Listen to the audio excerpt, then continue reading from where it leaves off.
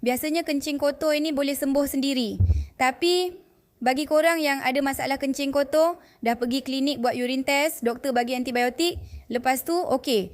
Tapi 3 hingga 4 bulan lepas tu jadi balik, itu bahaya. Maknanya mungkin ada jangkitan kuman. Dan kalau dibiarkan boleh membawa kepada masalah yang lebih kritikal, iaitu batu karang atau kanser.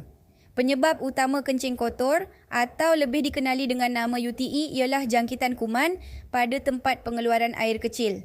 Penyakit ini selalunya dihadapi oleh pihak wanita.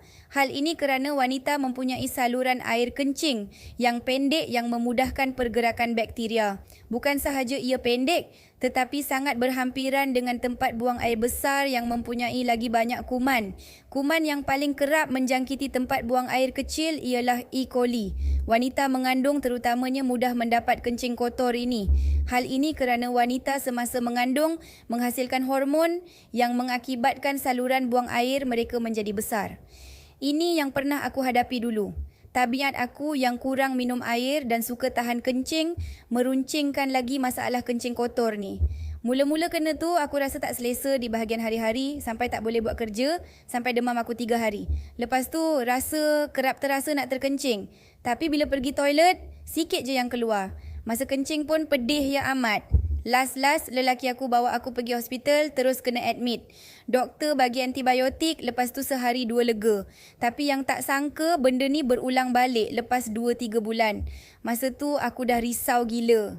Fikiran aku dah fikir macam-macam. Sampailah lelaki aku kenalkan satu jenis herba ni. Dia kata antibiotik tak boleh ambil selalu.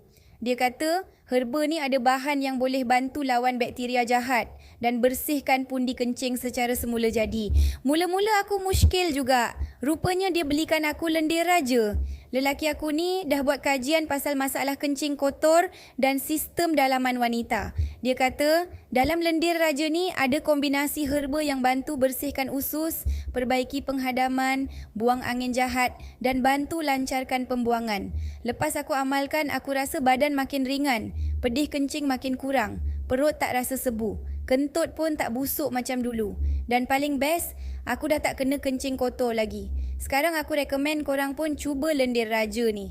Selain untuk sistem penghadaman dan buang angin, ia sangat membantu untuk kes wanita, termasuk keputihan, sembelit dan kencing kotor. Aku tak paksa, tapi aku share je benda yang bantu aku. Kalau korang nak cuba, klik je beg kuning kat bawah ni. Pastikan beli dari link tu je sebab tu original dan ada diskaun. Dah ramai orang dah beli. Review pun padu. Semoga korang pun diberi kesembuhan macam aku. Amin.